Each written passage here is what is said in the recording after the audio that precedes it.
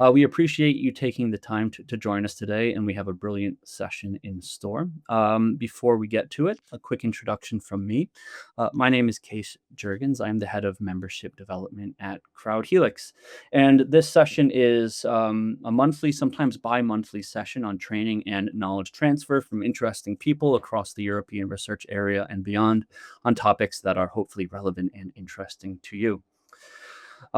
Today's session is organized in partnership with CMMI, the AXOLOTL project, and the SHORE project, both of which were funded under the EU's Horizon Europe program. Our guest speaker today is Gauthier Pieton, head of the Research and Innovation Support Unit at the Cyprus Marine and Maritime Institute. Gauthier's session will focus on the EU mission Restore Our Ocean and Waters by 2030, bridging policy priorities with the practical proposal development. But before we start, just a couple of housekeeping items. So the first is we will have dedicated time for Q&A at the end of the session. So please feel free to write your question in the chat, and we will address them all one by one during the Q&A period at the end. So best to keep your microphone muted otherwise. Before we kick off, just a quick intro to CrowdHelix as well. So these events are for CrowdHelix and kind of relevant invited guests. If you are a member of CrowdHelix, then you probably know about who we are and what we do. If you're not, then hopefully the next couple of minutes will be informative. And afterwards, I'd be delighted to speak with you about ways in which you can get involved. So CrowdHelix is an international network of about 860 academic institutions, businesses, large and small, city governments, charities, NGOs. And our core focus is facilitating collaboration between these entities to apply for European projects, kind of like the funded projects you're going to be seeing today. We do this in a few different ways. The first is through our collaboration platform, where we are using machine learning to map individual people like yourselves to two things: opportunities to collaborate, seeking the expertise that you have, and specific funding calls coming out of the European Funding and Tenders portal. Organizations join CrowdHelix at the top, like this university, for example, here in the UK. It's open to an unlimited number of people from the entire organization, and they all have the opportunity and ability to profile themselves, their expertise, their ORCID record, and most importantly, keywords about themselves and what they bring to a consortium. Our goal here is to facilitate trusted collaboration in a quality over quantity way. So I'm being matched to opportunities to collaborate, often from coordinators seeking the expertise I have for future funding deadlines and specific funding calls coming out of the European Funding Tenders portal, hopefully helping you understand what you should apply for. We are doing this across more than 50 different areas of interest. Each of these topics is a community populated by researchers and research managers who want to connect and collaborate. And many of them are aligned with Mission Oceans, and there is, of course, a specific community for that mission. This is a place where organizations are profiling themselves, individual researchers are as well, and they're looking to participate in projects. They're disseminating the results of those projects, they're participating in matchmaking events, and they're part of a broader community, in this case, over 800 people from 320 organizations in 46 countries who want to connect and collaborate.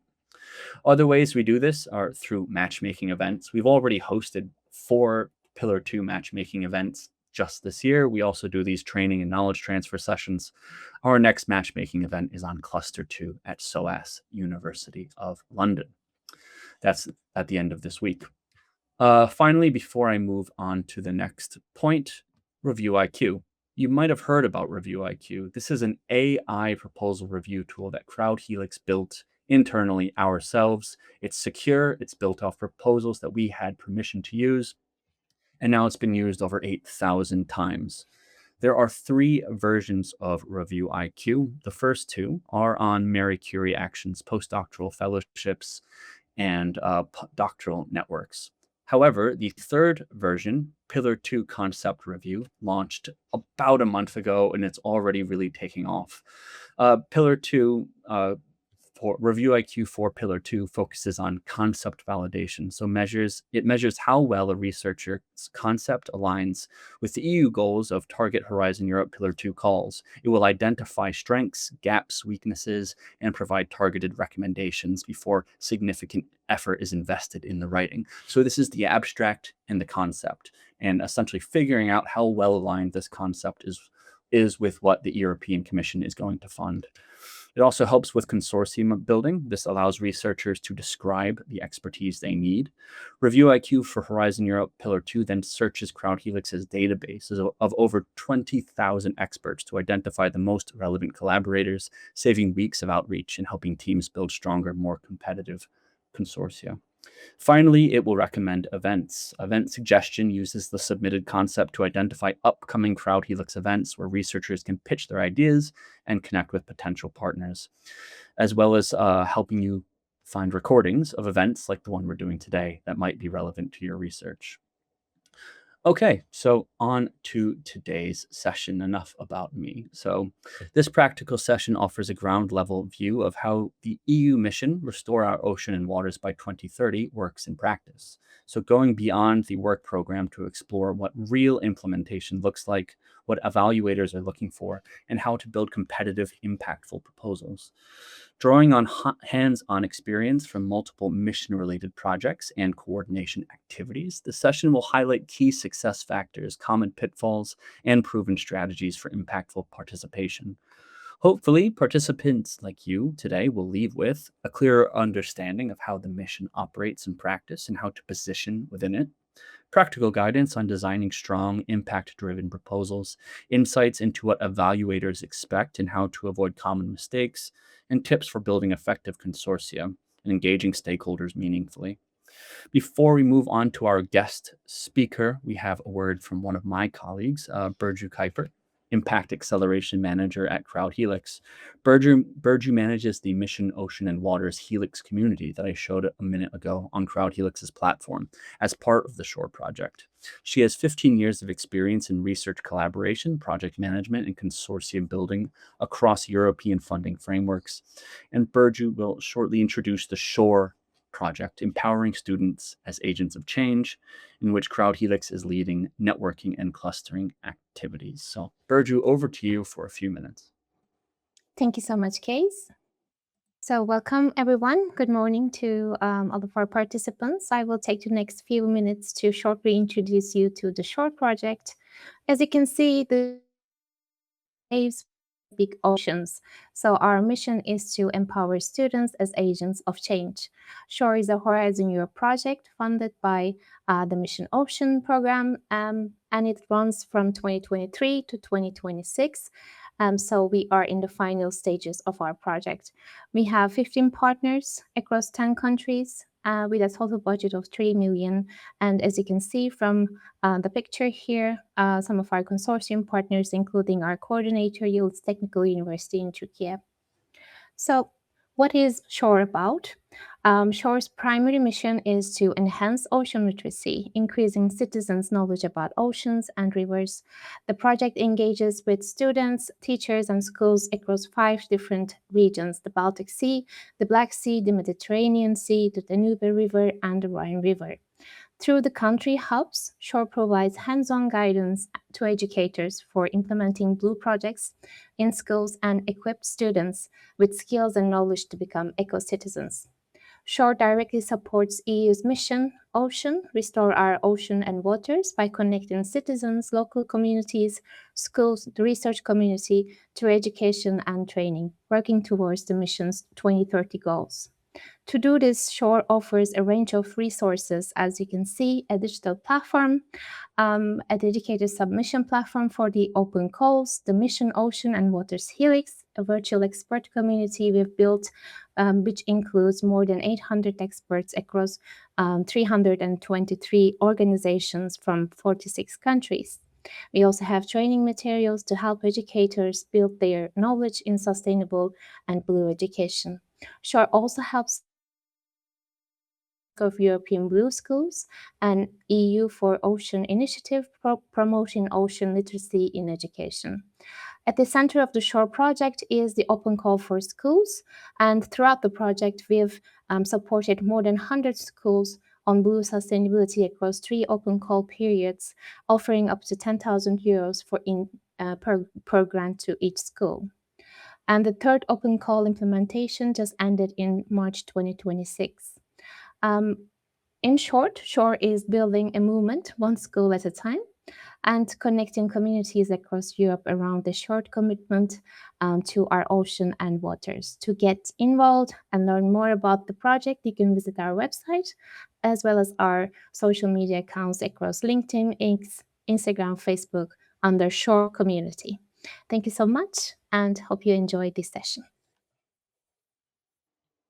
Thank you. Thank you very much, Burju. Much appreciated. So now, without further ado, it is my pleasure to introduce today's guest speaker, Gautland Pieton, head of the Research and Innovation Support Unit, known as RISU, at the Cyprus Marine and Maritime Institute, CMMI.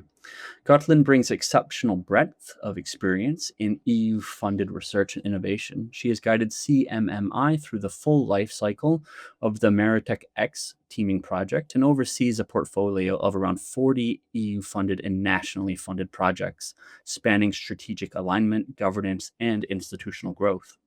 Beyond her leadership at CMMI, Gautland coordinates 3 Horizon Europe twinning projects, AXOLOTL, Lorelei X, and Purif Y, and serves as project coordinator of MedConnect, which starts in September, a mission lighthouse coordination and support action under the very mission we're discussing today: restore our oceans and waters by 2030.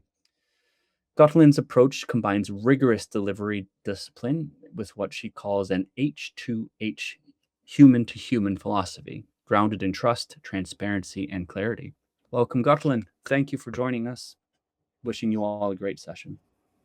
Well, thank you very much, Case, for the great introduction. I hope I will live up to the expectations that you have laid out. I would like also to thank very much the entire CrowdElix team for organizing this session and having me as a speaker this morning. And I wish you all a very warm welcome. So indeed, I am Gautland Pieton. I will be the main speaker for today's session. Before we get started, I'd like to give you a quick overview about the AXOLOTL project with whom we co-organized this webinar today. AXOLOTL is a project that is focused on sky to sea floor observation. It is a project that used already to the EU mission on restoring our ocean and water. And it is a project that is focused on achieving excellence in oceanic surveillance and conservation through deep learning.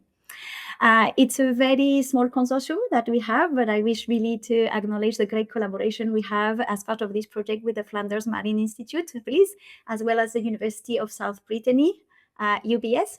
And instead of giving you actually a PowerPoint presentation about this project, I thought with my team to put together a very small video giving you a quick overview of the project. This project has actually started in 2024 September, and we will actually bring it to completion in 2027. The idea is that we bring together AI scientists and marine scientists to learn together, to develop capacity together, to explore new methodologies together, and in particular, innovate to the highest possible TRL level possible. The idea is that our consortium develops capacities in order to engage in more research and innovation activities that can push the boundaries of knowledge and that can help us contribute to the very ambitious objectives of the EU mission on restoring our ocean and water. And you can see here some beautiful pictures of expeditions that we undertake in order, for example, to deploy artificial reef monitoring structures and then retrieve them and undertake, of course, scientific diving. More than this, we look at networking with international experts and elevating our skills. And of course, we look at doing this in a network so that we enhance our strategic collaborations in the making. So this webinar today is also part of strengthening our CMMI management capacities, and I'm very grateful for the opportunity to do this.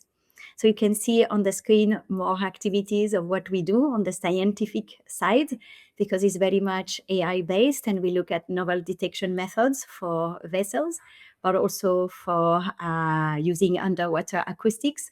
We use satellite imagery, underwater acoustics, as well as computer vision and arms imagery. And you can see here the type of monitoring structures we will actually deploy for the very first time in Cyprus using the funding from this project. Obviously, a lot of things we do is about networking and disseminating our work. So when this is the case, I like to put the pictures of my colleagues rather than mine, speaking about the project. And from time to time, you see me talking in events and even as far as the outermost regions of the EU, in order to speak about the fact that we need to bring all our efforts together to contribute to the objectives of the EU mission, to support policymaking, to empower early career researchers, and exactly like the short projects, to bring science much closer to society and inspire the youth to be on board with us, as well as supporting women and girls in science, because this is also something that EU projects can do. In this project, as the slides say, we look at strengthening excellence today so that we can address environmental, marine and maritime challenges for the future. So this is a project that I have a lot of pleasure coordinating, and thank you once again to Crowdelix for allowing us to co-organize this webinar together.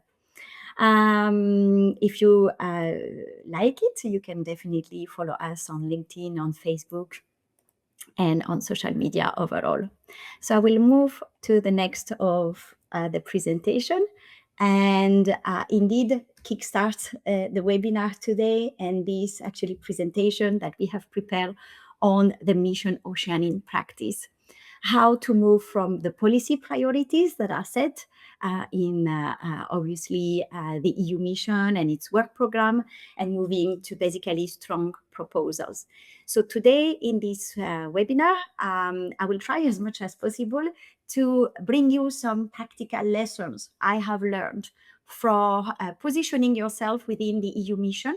Those are actually things that I have learned by myself. They are very hands-on type of things, because as Case has mentioned, I work very actively in projects that are funded under the EU mission, and I have worked extensively in the past as well, not only in the EU mission, but of course in the Horizon Europe and even Horizon 2020 program. So since Case already introduced me, this is just a way to acknowledge, of course, the funding that I am part of for the projects.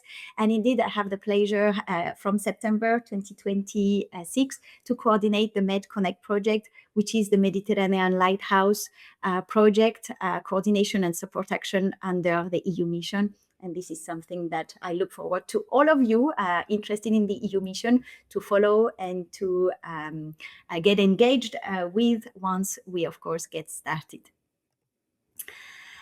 Before we get started with my experience and basically some of the tips and the tricks and the framing that I want to do, I'd like to get to know you better, because we have a quite big crowd of people this morning with us. And I'd like to know a little bit how you position yourself and what best describes your role. So I'd like for you to actually scan the QR code and let us know whether you actually are a researcher, an academic, whether you are rather a project manager coming and holding a kind of more administrative role, but of course, obviously working with all of the other, I would say, colleagues. Maybe you are actually working on the pre-grant and on the pre-award phase. So you are more like a proposal and funding officer. Maybe we have some public authorities together with us today, or representative from SMEs and industry. And of course, you may as well come from civil society. So it seems that today, most of you actually come from the academic world and are rather researchers, but some of you are project managers indeed. And I'm very pleased to see that we have some colleagues that are actually pre-grant, I would say, proposal or funding officers, but we have also representatives from industries and SMEs, and that's indeed very positive.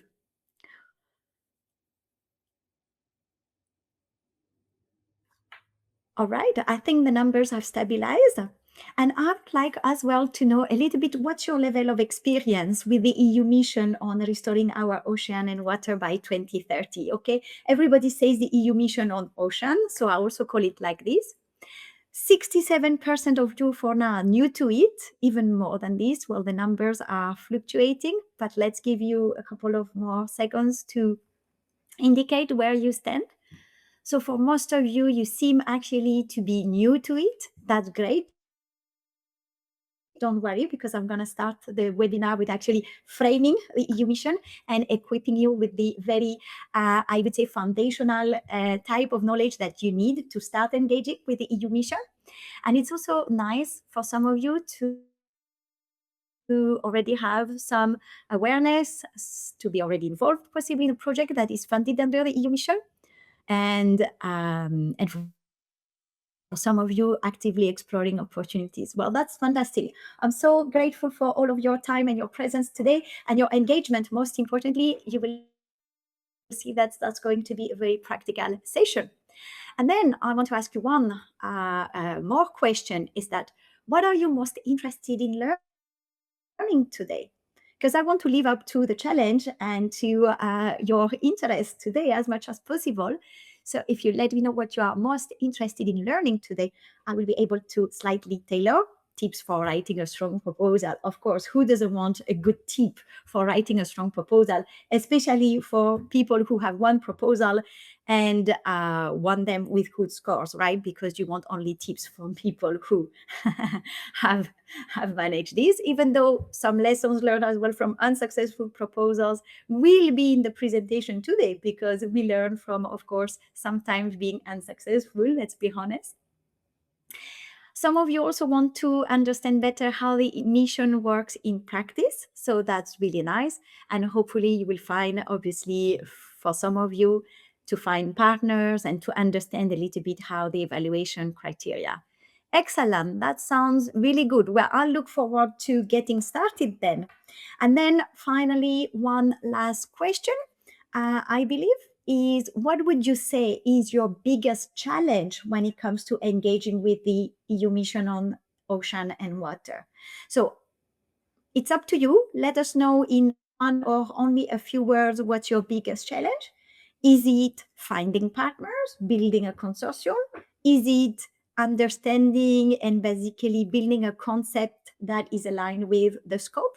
Is it about, well, first of all, understanding the criteria? That's indeed what some of you or one of you has proposed, building a consortium that can often be indeed a difficulty and a challenge. And I'll share with you, obviously, some tips on this today. Don't be shy. We've been there before, understanding who is eligible, possibly indeed. Building a concept that is aligned with the EU mission, well, that has to be key indeed. And of course, starting early enough is indeed as well that we can possibly build today and building the winning consortium. All right, thank you for those actually inputs from your side. I do hope that the program that I have prepared with my team today, which I want to thank as well for helping me prepare for this webinar, will actually help you. I will actually start with a few minutes of presentation to frame the mission on restore our oceans and water by 2030.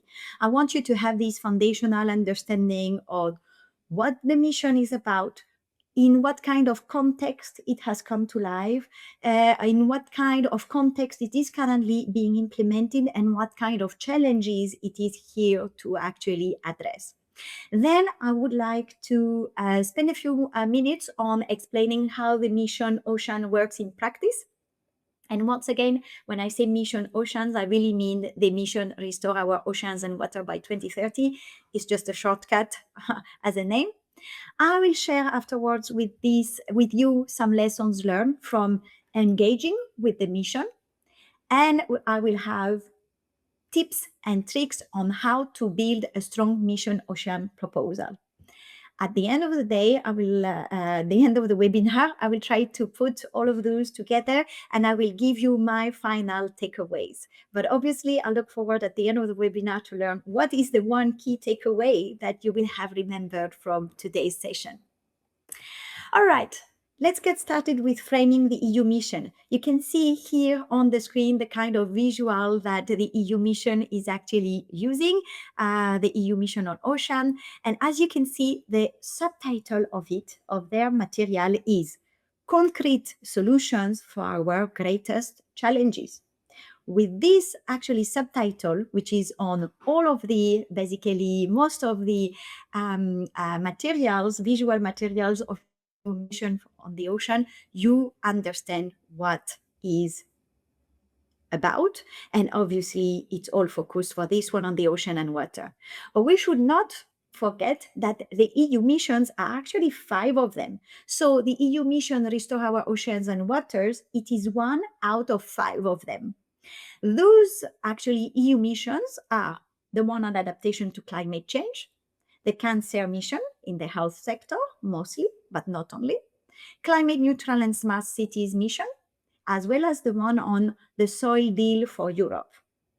Okay? Those EU mission, first of all, it is important that you understand the EU mission Ocean is not the only one. It's a group actually of 5 that are actually large-scale initiatives that are funded and that are organized under the Horizon Europe program, and they are designed to tackle major global challenges. And those major global challenges are, of course, aligned with the basically titles of those missions. They are set as initiatives that are together with set clear and time-bound goals. Already, as you can see, in our Restore Our Ocean and Water, we have the 2030 date. So those missions come with clear goals that bring together, in order to be tackled, in order to be addressed, together researchers, policymakers, and most importantly, an array of stakeholders that are here to drive innovation and to deliver concrete solutions. So I really insist on those driving innovation and delivering concrete solutions because this is key already. We are, as part of the EU mission already for your proposals, beyond the scope of investigating and this kind of thing. We are here to deliver concrete solutions with a clear societal benefit. And the impact section is among the most important. Each mission has an implementation plan, and it has a specific time frame and a specific budget.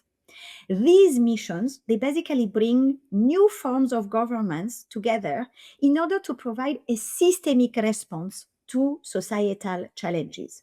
And in the case of the EU mission Ocean, it is about obviously the fact that our ocean and waters have, to a certain extent, been degraded or are suffering, obviously, and are suffering from different stressors of anthropogenic nature, but not only, and climate change that actually affect. And we need to move towards delivering solutions that can address and, if possibly, restore those ecosystems. So you can see the EU missions here on the screen. I will pass the next slide. And what you have to remember is that those EU missions, they were actually started and they were launched in 2021. So right now we are 5 years and we are halfway into the initial plan of the EU mission. The European Commission did a communication on European missions. 5 of them were launched, including the one on ocean and waters. And as I said, most of them have obviously and provide a systemic response to societal challenges. Now, the EU mission on ocean, it has basically 3 main objectives and 2 enablers. and they are actually shown. Sometimes we call the EU mission on ocean as the Starfish mission, because the report actually and the report of the mission board external experts that put together was called the Starfish 2030 report. It was actually established and commissioned earlier than this. It was produced and it gave way to this communication from the European Commission in 2021. And in this report, the report came up with 3 objectives and 2 enablers for the mission. First of all, it is important that we understand that the mission aims at providing a systemic approach. It's focused on the protection and the restoration of the ocean and the Europe's seas and waters. So we look at both the marine but also freshwater environment. And those objectives and those enablers, they are aligned with the European Green Deal targets, because at that time, what existed and what was the main policy that everybody was talking about, and the main thing was the Green Deal. But now it is, of course, being aligned with some additional policy documents that have given way.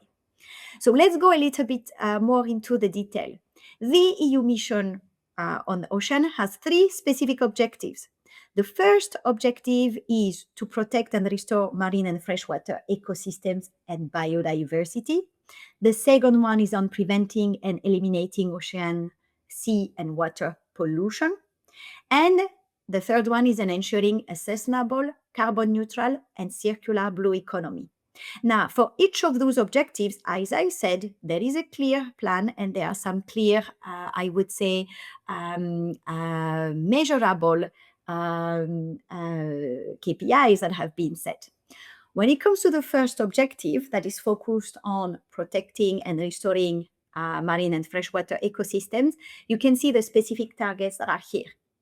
So it is about protecting a minimum of 30% of the EU sea area, to strictly protect at least 10% of the EU sea area, to restore at least 25,000 kilometers of free-flowing rivers, and to contribute to relevant upcoming marine nature restoration targets, including in degraded seabed habitats and coastal ecosystems.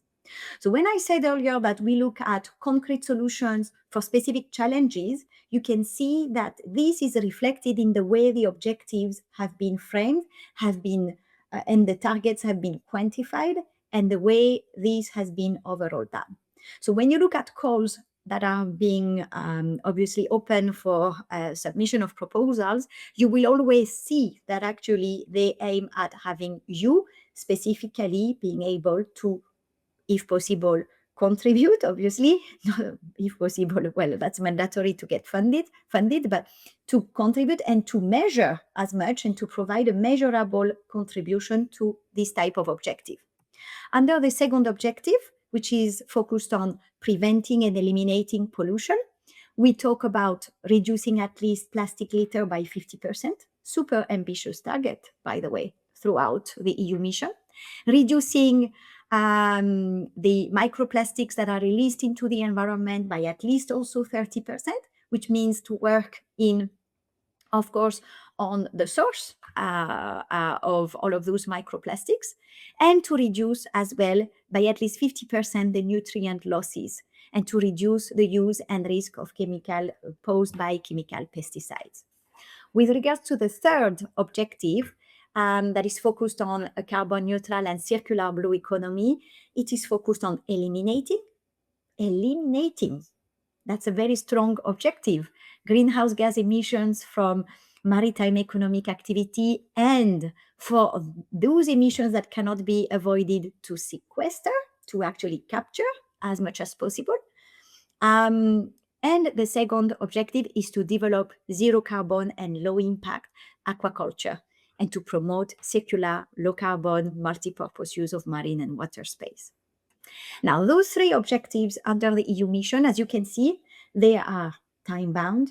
They have very clear and measurable indicators that all the proposals and all the projects that are selected for funding need to contribute to. And the first thing to understand about the EU mission, as I am framing it, is that it is to deliver solutions that can make and can create impact, at least towards moving the cursor for those, at least one, but if possible, more of those objectives. Now, the EU mission on ocean is also supported by cross-cutting enablers. Those cross-cutting enablers are basically a digital ocean and water knowledge system. You can see on the screen actually a very nice picture from last week at the Euroboost conference that took place in Cyprus of actually the EDITO project that builds a European digital twin of the ocean. The project is obviously implemented mostly by VLIS and by Mercator, and they receive, of course, a lot of support and a lot of other consortium partners that are building this core infrastructure of the European digital twin of the ocean. Their mission is to make ocean knowledge available to all, to empower decision makers, researchers, innovators, and citizens. So EDITO will be a free, and it already starts being a free and a public platform.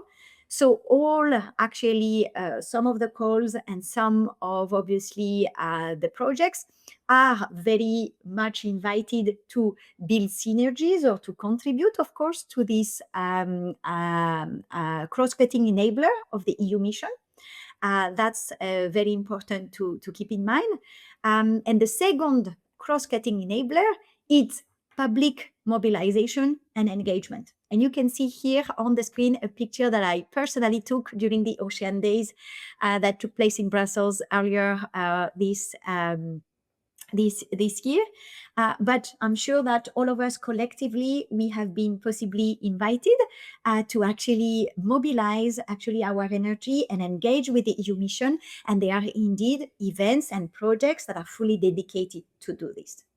So it's important that once you know about this, once you actually understand the way actually the EU mission is being framed, you understand how the type of call you want to reply to answer to, you want to submit under, is positioned. Is it actually a type of call for projects that are aimed at delivering on one of the three objectives or a combination? Is it actually a call that is, on the contrary, building on the cross-cutting enabler? And then knowing also about this, you have to start thinking, okay, how do I bring those different dimensions as well? And how can I possibly build synergies with those cross-cutting enablers in the project that I propose something under? Now, in order to help all of us get engaged in the EU mission, 4 mission lighthouses, they have been launched. And in the EU mission, there is a very much regional or sea basin-based approach. So there are some projects and proposals, obviously, and calls for proposals that are focused on basically the entire EU marine and freshwater ecosystem. But there are also a lot of calls and a lot of projects that are focused on delivering their results and delivering their impact in their regional hub, in a regional sea basin. Because at the moment, there are 4 mission lighthouses that have been launched. These lighthouses, well, they act exactly as what they are supposed to be: a lighthouse as a hub, as a platform to support all the other projects under the EU mission that look at developing, at deploying transformative, innovative solutions of technological, social, business, or governance nature. And those actually mission lighthouses, they are there to enable the fast progress of all the stakeholders in a project, or even possibly not involved in a project, towards achieving the mission objectives. And those actually mission lighthouses, they are actually focused on the 4 main sea basins that have been identified in the EU. There is the Atlantic and the Arctic basin, the Baltic and the North Sea basin, the Danube River and the Black Sea basin, and last but not least, in our case, since I work for the Cyprus Marine and Maritime Institute, the Mediterranean Sea basin. It is one of those actually lighthouse projects that I will have the pleasure in starting from September to actually coordinate, because we will actually at CMMI, and I will personally coordinate the lighthouse for the Mediterranean Sea basin, which is MedConnect, as indicated by Case. Now, what you need to understand is that those lighthouses, they work like very big communities, okay? Very big communities because they aim at bringing together, obviously, research and innovation. They bring together projects to implement. They are themselves a project to implement the lighthouse objectives, but they bring together with them joint projects with the other missions, joint projects with other partnerships, such as the Sustainable Blue Economy Partnership, just to name one, just to also mention other initiatives and other funding programs that look at the oceans, such as some of our Interreg, NextMed, for example, type of programs. They aim at leveraging on all the arrays of financial resources and tools that exist. They, most importantly, want to implement the mission charter and to get political validation, which means that they want to push for business outreach and involvement of the private sector. And I'm so glad that some of you represent actually these type of stakeholders today. And of course, to build a community of motivated stakeholders so that there is a participatory governance, basically, and that the citizens are getting actively engaged in the challenge of restoring our ocean and waters. But it also means that there has to be alignment with the regional and the smart specialization strategies. Now, this diagram might give you a little bit of a headache, right? Because if you are new to the EU mission and you see this type of diagram, you might tell yourself, that's very nice. I understand in theory how this is supposed to work, but where do I get started? Where do I get started? Because in practice, engaging with the EU mission is not always so straightforward, right? And maybe some of you feel like this. So remember that you have the chat available and you can always comment and pass your questions as we go through the webinar. But yeah, feel free to indeed indicate where you feel like you have some questions about how to practically engage. And I will share today with you some tips about this.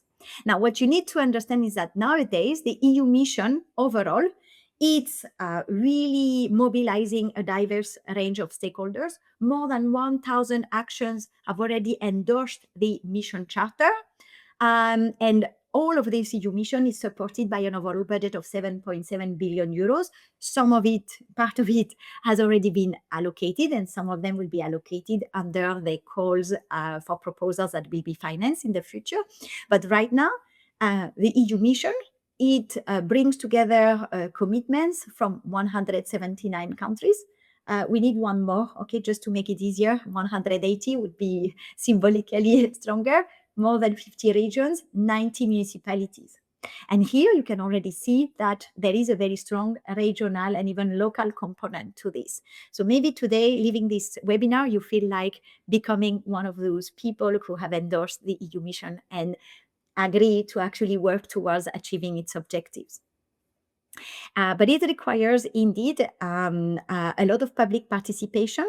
And of course, there is supporting all of this a Blue Parks community, a coalition of island regions and waterfront cities, as well a Blue School network, and of course the EU for Ocean coalition. So where does the success come from? Where do you get started? You want to be engaged with the EU mission.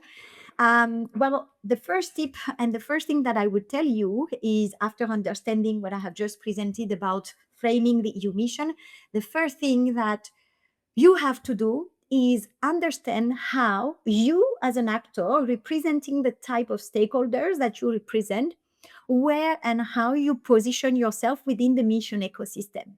Because now I have just presented to you in a big picture what is the mission of ecosystem. So do not start immediately responding to a call, selecting a call, etc. Reflect a little bit about where do you position yourself in this mission ecosystem. Okay? Are you positioned on the framework where you can actually want to insert yourself and you want to be active at a regional level, and you can possibly contribute to having some regional coherence, to actually address the scalability of solutions, to actually look at how to demonstrate solutions, and you want to play on the lighthouses. And you are more than welcome to, of course, engage with the mission lighthouses. Do you want, as a stakeholder, do you want your voice to be heard? And would you like to rather be focused on making your voice heard along those of public authorities, of the industry, of the NGOs, of the citizens, and of course the end users and the communities who will benefit from the solutions, so that we can move from a simple co-creation approach that is not always so simple in practical terms, to make sure that all of us have our voices heard for the future of our mission and oceans. Maybe this is what you aim at doing, and most importantly, what you want to do. But possibly you are actually an actor who also works on the policy, and you can play a role into making sure that whatever comes in and out of the EU mission, this can be, of course, aligned with the Green Deal, the Ocean and Waters mission objectives. You want to actually implement and you want to support this when it comes to your local policy priorities. And obviously, a lot of policy uptake is also expected from all of those projects. So you see, there is actually an ecosystem where we need to be able to position ourselves. And reflecting a little bit about the kind of role and the kind of responsibilities we can undertake and the kind of impact we can would allow all of us actually to position ourselves effectively. And this paves the way to building really strong consortia, because some of you said that obviously this is the one of the challenges you face. Well, now understanding a little bit the ecosystem maybe allows you obviously to basically address this question of building a consortium into practice very easily. Now, I move to the second chapter of the presentation, which is, okay, what if I now want to reply to some of the calls and I want in practice to actually get engaged? Well, let's get there. First of all, I want to restate the expectations, because understanding the objectives, understanding the architecture of the EU mission, I hope that by now you have understood that the EU mission on ocean, 5 years into its implementation, halfway in its promise of delivering concrete solutions to the challenges that are faced by our marine and freshwater ecosystems in Europe means. And what the mission expects in practice is 3 main things. The first thing that you need to keep in mind is that the focus is on demonstration and scalability. We want to see real world validation of solutions. We want to see as much of this happening in operational environment. We want to have pathways to scale the solutions, and we want to move beyond the pilot. So it means basically that in terms of consortium, you can't be having a very low TRL or something that remains in the lab.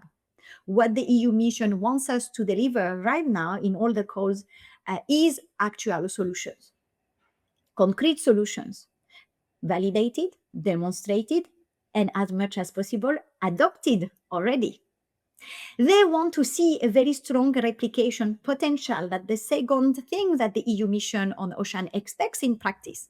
We want transferable solutions from one place to the other within the same basin, possibly between basins. That's why the cross-regional relevance is also very important. We want for obviously the solutions to be as adaptable as possible across basins, because the needs obviously that have driven the development of a solution that was possibly tested and validated in the Arctic may not be the same type of things of what would be needed in the Mediterranean. But there has to be a potential for adaptation, okay, to the different realities of our marine and freshwater ecosystems. And we want to look at the long-term sustainability of all of the actions that we develop. Last but not least, in terms of the expectations, it's a multi-sector approach that is expected.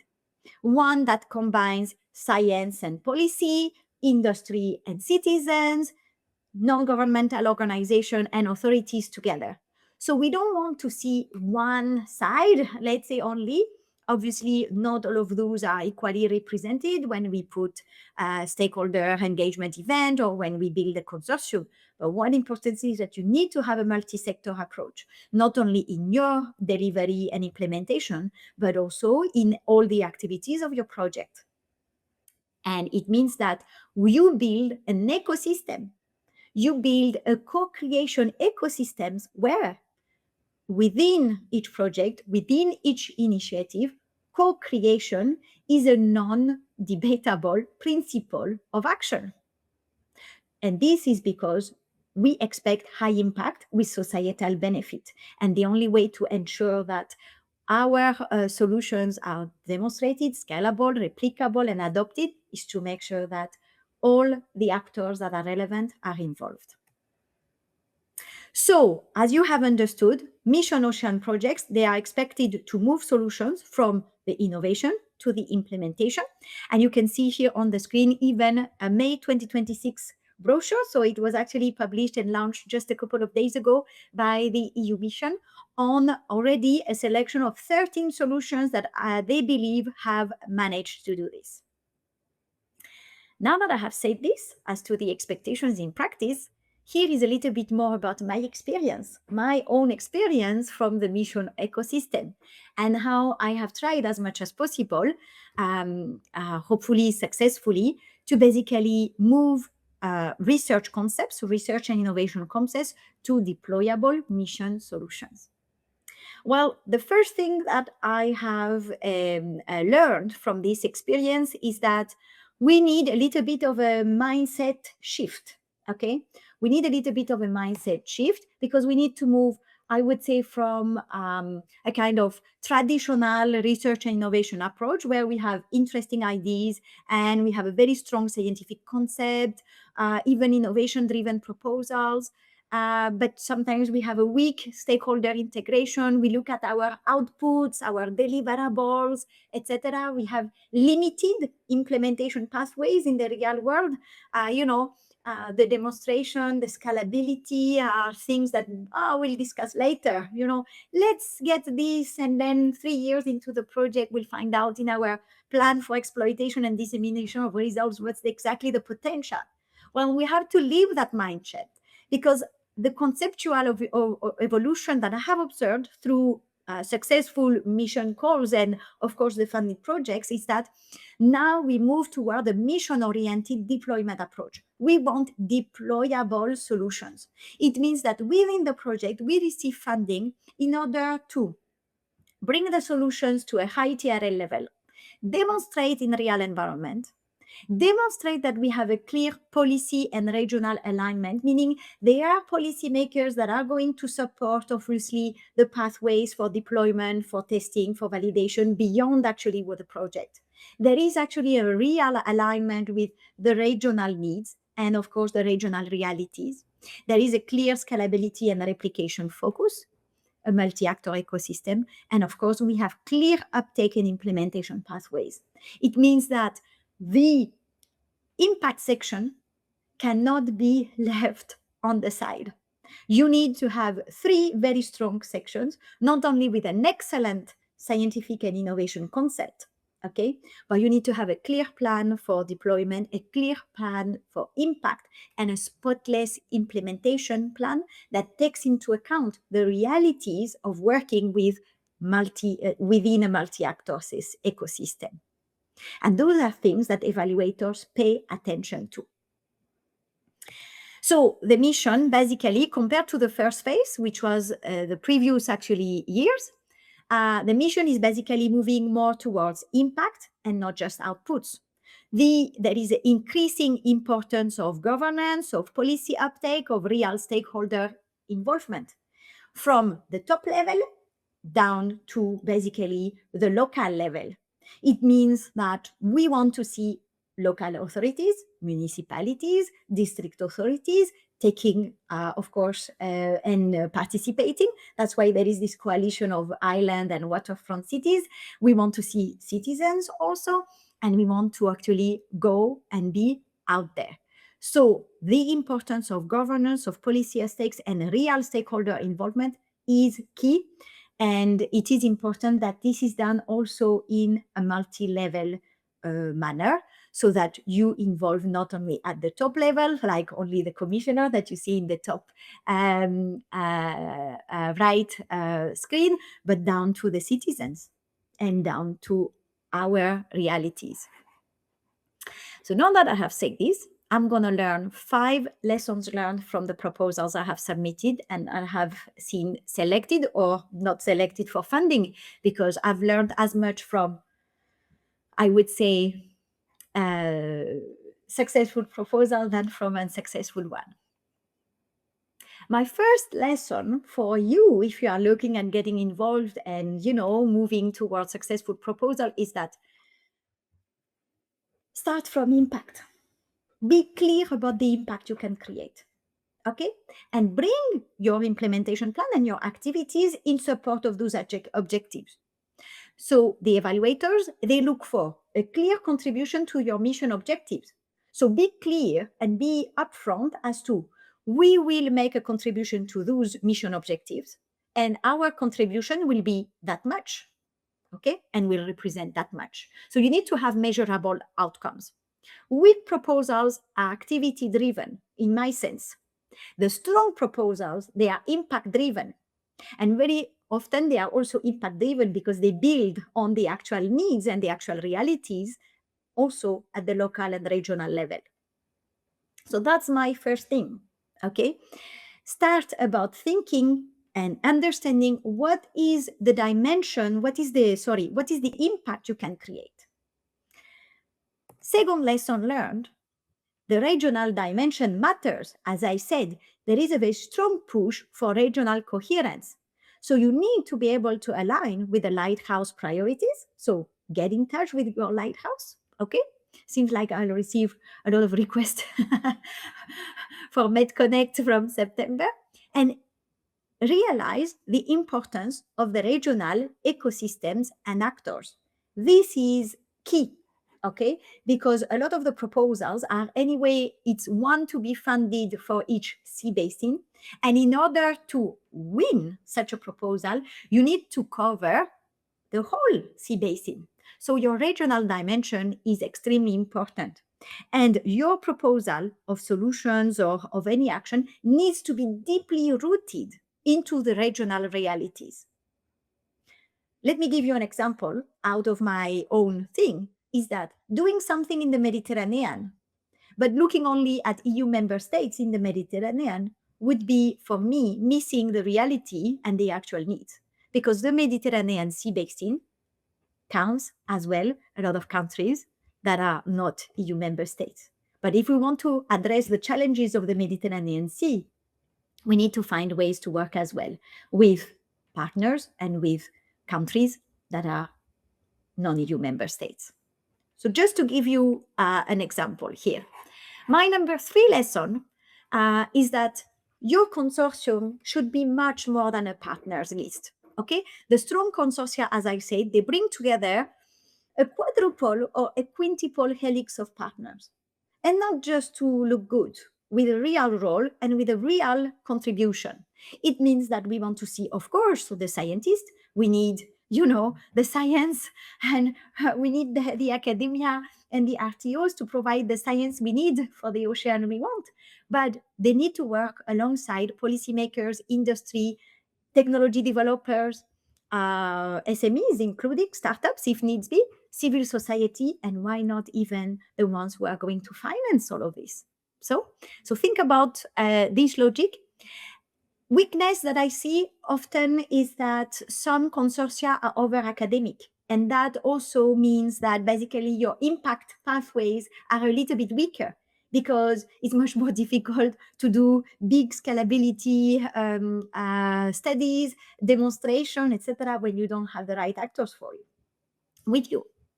Finally, it's important that those are not symbolic partners when they are brave, and therefore it means that you need to make space for the quintuple helix of partners early on, not as an add-on to a purely scientific concept.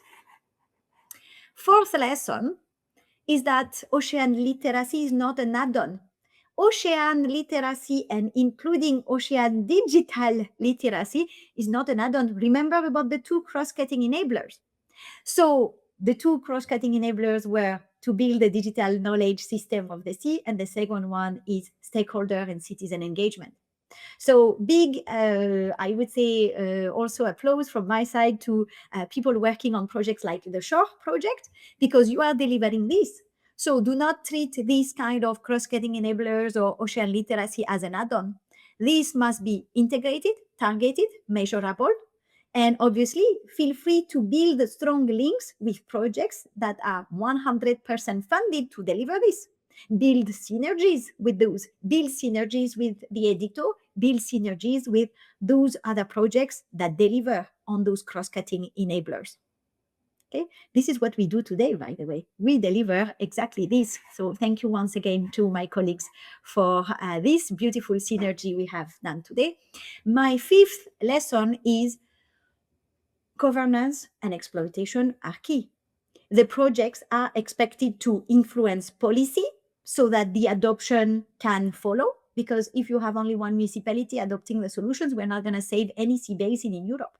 So you need to build and you need to have those stakeholders who can influence policy because they publish good policy briefs, because they have access to those people who build the policies at all levels, local levels, regional levels, European levels, national level, etc.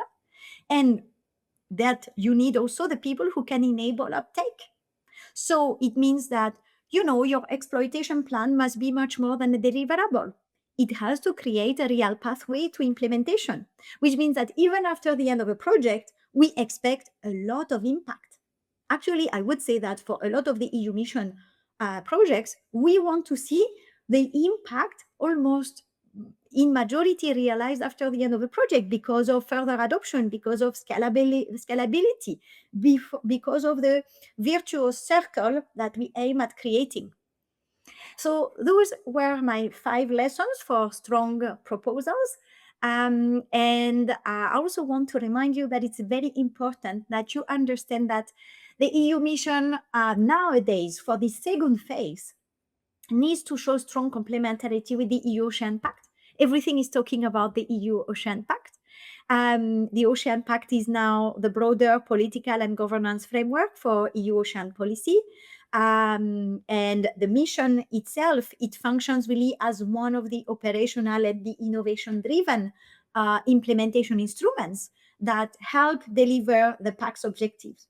So from the EU mission that started in 2019 with the Starfish report, 2021, the communication on the EU missions, and now in 2026 with the Ocean Pact that enters implementation stage, you also need to be able to understand how your EU mission proposals align with the EU Ocean Pact. How those links can be built. The links with the EU Ocean Pact can be built through different ways that you see listed here on the screen. The first thing is policy alignment and shared objectives, because the mission directly supports the EU Ocean Pact objectives. So once again, you can indicate that you make also a contribution towards the EU Ocean Pact objectives through your project. And that's important. But also this is true alongside the biodiversity strategy, the zero pollution action plan of the Commission, the climate law, the water resilience strategy. The second thing that you can build, obviously, complementarity is to understand that the mission, it's an implementation arm for the Ocean Pact. So really position your project as such. The Ocean Pact and the EU mission share certain governance ecosystems. Both initiatives, they rely on multi-level governance that involve the member states, the regions, the cities, the ports, research organization, industry, civil society. So do not forget to still do a pledge to the mission charter, because this is important to indicate also your alignment with this. It's important that you understand, as I have mentioned, that the mission lighthouses, they are territorial delivery mechanisms, and they are here to actually bring all the stakeholders together. So they also provide themselves testing ground for innovative solution, demonstration of technologies, replication, and connecting the local authorities and the industries. And finally, it's important that to understand that the EU Ocean Pact implementation and the EU mission, they basically integrate some of the funding and the investment instruments. Okay, because actually we look at now something like 16 EU funding programs that can pool public and private financing towards the common ocean objectives. And the calls of the EU mission are one type of funding, but it needs to work in synergies with the other under the umbrella of the Ocean Pact. So this I have already mentioned. In terms of the Mediterranean, we will take the lead of MedConnect for the Lighthouse. And almost the final chapter of this webinar, I want to give you 5 pieces of advice. So 5 lessons I learned, 5 pieces of advice to build a strong proposal. After what I have said, I hope that they will not come as out of the blue. You know, they will be quite linear in what I have said. Number 1, align clearly with the mission objectives. Okay? So before you start writing your proposals, writing your excellence sections, indicating objectives, look at the mission objectives. To which one do you contribute? Okay, and to what extent do you contribute? So map your proposal and your proposal objectives with the mission goals themselves. Use the mission language strategically. Okay, because the words in the objectives of the EU mission have been selected very carefully, and the calls text also are very worded carefully. So use this mission language strategically. Number 2, again, not a surprise, design for impact from the start. Define who will benefit from your project and what will change through your project. If you are able to indicate who benefits and what kind of change you will create, then you have already a strong impact framework. Do not forget, however, to include KPIs and to think about a replication strategy, showing that your solutions can scale and that your solutions can actually adapt. Build a functional consortium. Here you can see the consortium of one of our project. I think it's the iMermaid consortium. Beautiful picture. I absolutely love it. But make sure that no matter the number of partners you have in the crowd, no matter how many people are in the pictures, each partner should have a clear role aligned with, of course, their who they are, and they bring added value. Do not forget to include public authorities as much as possible, end users, most importantly. And end users can be different types, but the industry and the SMEs and startup ecosystem should never be left aside. And of course, the NGOs and the citizens. 4th lesson, integrate those stakeholders early. Okay? Co-creation is much better than consultation. You don't want to just consult all the time and have them come. You need them to co-create your plan with you. So really show that engagement and co-creation happens early. Even if possible, it has happened at proposal stage. You know, this would be excellent if you are able to demonstrate this, because we don't want this to be an afterthought in such project. And evaluating proposals is something that is being paid attention to, why this is. And I would say, as my 5th piece of advice, avoid the common pitfalls. Well, maybe they may be common for me, maybe they're not so common for you. You will let me know. But avoid the too theoretical. We want deployable, concrete solutions. If you're too theoretical, well, you're not that much aligned with the philosophy. Do not leave your impact section for later. If possible, develop it with some people who really have experience delivering on those impact sections. Okay? Personally, this is the section that I like the most and that I take pride in most of the time getting a 5 out of 5, because this is really where things come into, I would say, real life for me. Avoid generic dissemination. Be concrete. Be specific about the synergies you want to establish and the links that you're going to say. Say what you're going to do. Say also what possibly you're not going to do, because dissemination and communication is all about making strategic choices as well. Avoid not having a clear link with the overall picture of the mission implementation. Do not have an artificial consortium. Okay? So those are my 5 lessons, I would say, 5 pieces of advice. I hope they are useful for you. And I will now move into the final key takeaways. I have only a few slides left for this. First of all, remember, if you have to remember 3 things from today. The mission Ocean is implementation driven. It's impact focused. It's concrete solutions for specific challenges. Once you understand this philosophy, you're set already to do some good work. Your success comes from alignment, integration, and real world relevance. There is increasing importance of regional coordination and building structured ecosystems that can sustain impact during, but also beyond a project. So I would say, if I had to give a conclusion, I would say that the question is not that much longer whether you participate in the EU mission. It's how meaningfully you position yourself within the EU mission to deliver on its objectives. And there are different ways you can do this. And you don't have to all the time have the same role and the same type of things. Okay. You can actually participate using different roles and different contributions in different also manners. And even endorsing the EU Mission Charter is already a contribution that actually helps us move towards impact.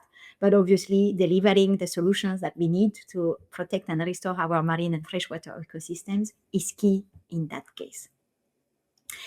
So I hope you have enjoyed this presentation and those key takeaways. Bianca has reminded you, and I know that you are more than welcome to actually ask any question that you want in the chat, and I can see that some of you are already participating. While we give you some time to actually start asking your questions and typing, I'd like to ask you to reflect, and I want to know, what is your key takeaway from today's session? I'd like to know, and I can already see DC Burju scanning the QR code. So please, everyone, let me know what's your key takeaway from this session.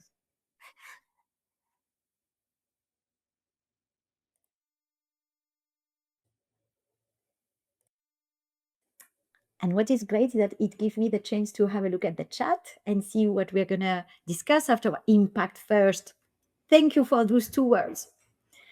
But impact in a meaningful way, impact in a manner that actually, is aligned, obviously, with the impact we want to create. Now, you are more than 50 people in this impact-driven proposals. Well, I think I've made the case for this. That's fantastic. Focus on impact. Everybody will actually, it's amazing that this is the main message indeed.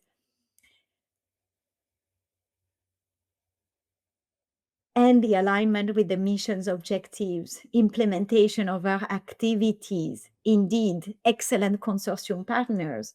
Excellent consortium partner as a whole, right? Remember, is not one individual partner. It's actually the recipe, is a group, is the ecosystem of partners that should make sense. Start early for any proposal, by the way. And connect with the mission lighthouse. Indeed, I think you have a beautiful idea. I'm so glad that those key takeaways are with you today. They will stick with you for a long time. Demonstration in the field. Well, excellent key takeaways. That's lovely. And I'd like to have your opinion about the next session, because some of you said that actually you were actually newcomers to the EU mission on ocean. And I'd like to know if I have possibly contributed a little bit to arrange this for you and increase this for you. I'm so glad that 2/3 of you already feel much more confident. This is exactly what I was hoping to achieve. And it's great that some of you have somewhat more confidence into engaging with the EU mission. I'm very grateful for your engagement today. And with those beautiful numbers actually on the screen, I will thank you for your attention. And I will get a sip of actually tea, and I'll leave the floor back to the team at CrowdElix for managing the Q&A session that we're going to start soon. Thank you very much once again. Thank you, Godwin. It's a pleasure to have you, and it's great to see that so many people are already indicating that they're benefiting from the presentation that you've given today. So really, really lovely. Enjoy your tea. Before we move on to the Q&A, we ask you just once again to give some feedback, but this time to Crowd Helix. Your honest feedback, your constructive criticism, or glowing remarks are always appreciated because your honest feedback helps us to give more sessions like this, ensure that they're of a high quality like the one today. And it makes it so that we can continue to deliver what we do to a high standard. So if you have just a second, please, to fill out the feedback form, that'd be appreciated. In about 25 seconds, we'll go to the Q&A. I see one question there so far. Please drop your question there in the chat if you'd like to get an answer. Now is your chance.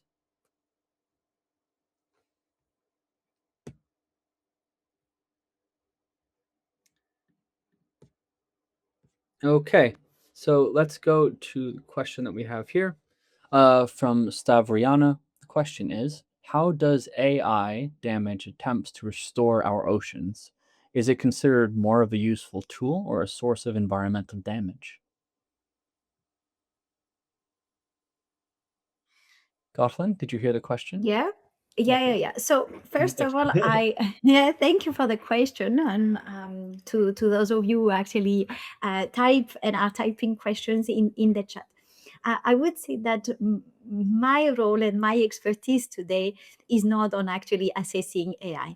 AI for me is a very powerful tool. We actually use it in the AXOLOT project, and we use it for good. We use it to actually develop a better understanding of obviously marine biodiversity and the status of specific habitats in the Mediterranean Sea, and in particular in our waters along the shore of Cyprus.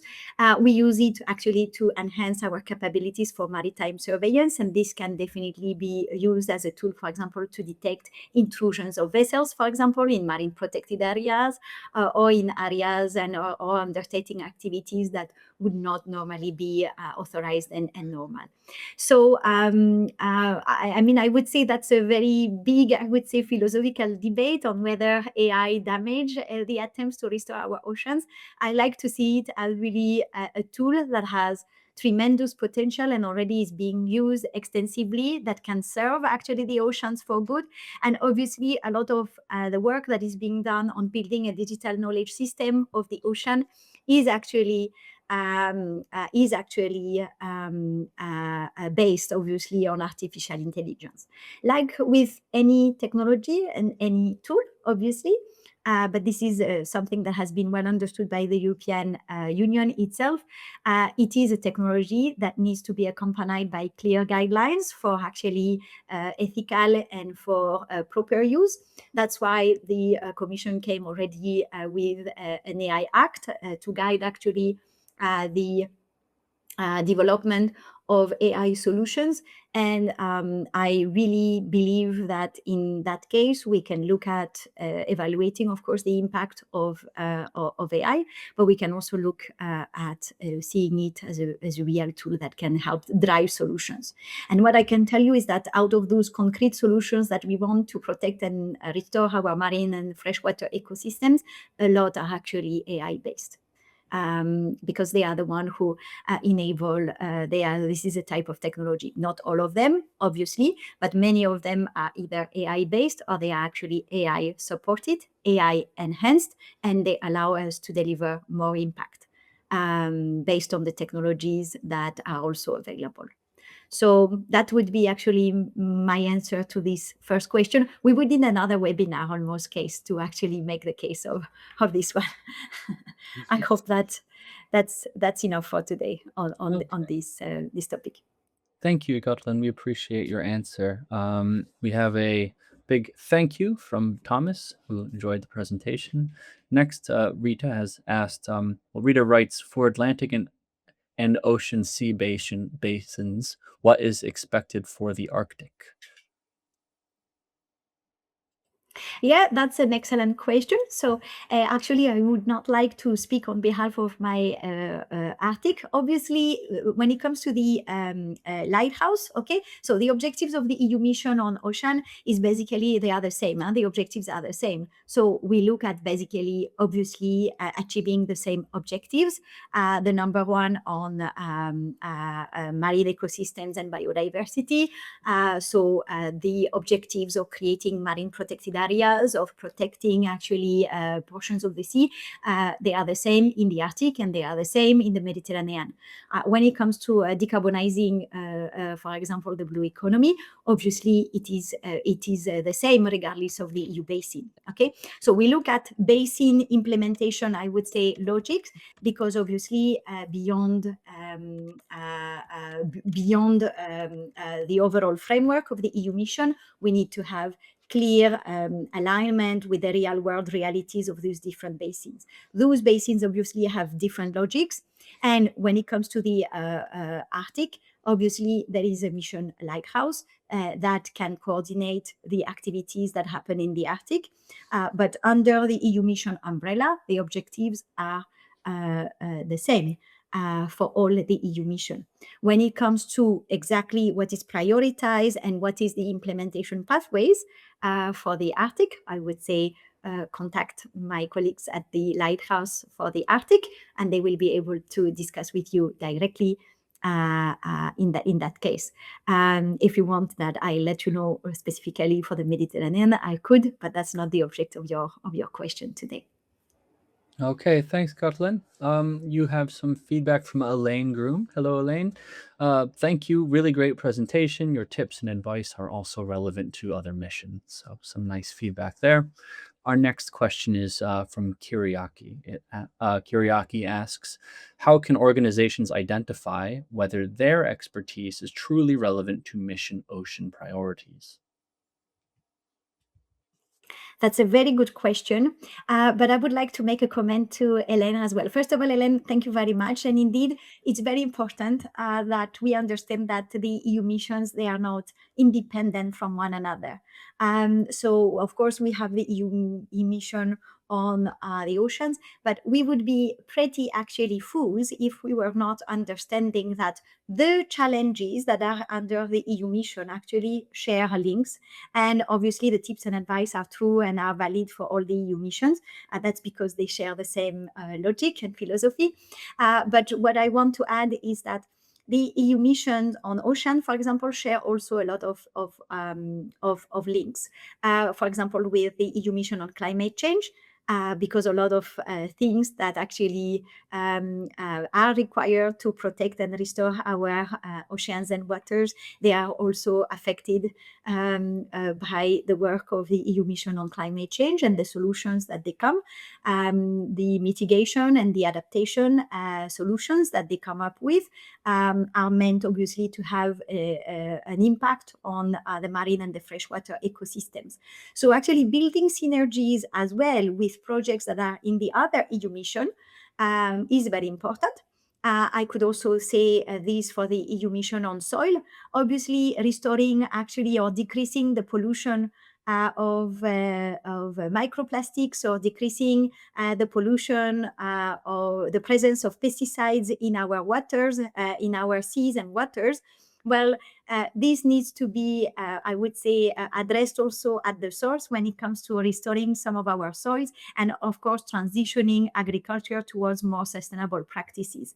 So one thing that I could say as an additional tip is to also think in your dissemination or in your synergies building and in your outreach, how you can possibly build links with some relevant projects or initiatives that are in the other EU mission.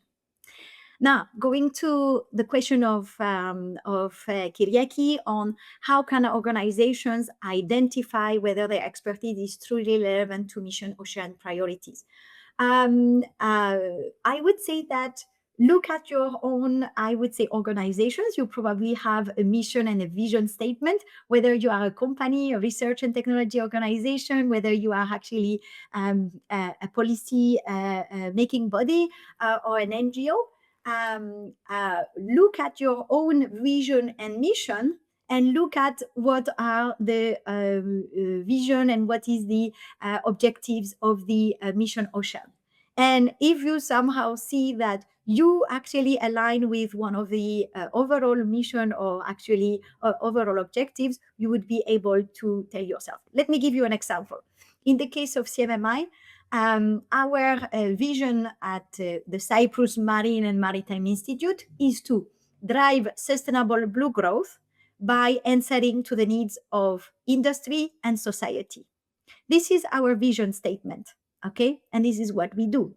You can already see that there is a clear alignment with the mission ocean. Now let's take maybe a less obvious type of you are a small SME or a small startup, and you basically develop, I don't know, sensors that can enable to detect maybe microplastics in different types of, I would say, solutions. Okay. It's something very specific, or it might be that you are developing sensors that can look at the presence of different contaminants. You might look at the objectives, but if you remember that one of the objectives is to reduce the presence of microplastics, or if you remember that one of the mission ocean objectives is to actually be able to reduce the presence of pesticides, you understand that the type of solution that you develop can actually contribute, if inserted into a bigger ecosystem of partners, to achieving the EU mission ocean priorities. And I hope that this kind of exercise of looking at your own vision and mission statements and looking at what the EU mission ocean is about can help you immediately see this actually link and these kind of possibilities that would open for you in the EU mission ocean, regardless of whether you are a academic organization, an RTO, a civil society actor, a public authority at any level of governance. Oh, brilliant. Well, thank you. Thank you for the in-depth response to that question, Godlin. It's much appreciated.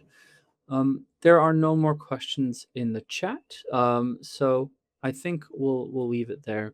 If you have a follow-up question for Gotlin, then please, Gotlin, I believe you've put your email in the chat. Yeah, so please contact via email, and maybe this will be the catalyst for some really excellent follow-up discussions or collaboration. That's what CrowdHelix aims to facilitate. If you'd like to learn more about CrowdHelix, our upcoming events, Review IQ, any and all of that, my email is also in the chat. Please drop me a message. I'd be happy to speak with you. So thank you, everyone. We appreciate your engagement. Nothing happens without you and your engagement. Godlin, round of applause to you. Thanks for joining. Everyone else, have a lovely day. Stay cool. In London, we're approaching 34, so hopefully you're in a cooler place than I am. Have a good one. Take care. Bye.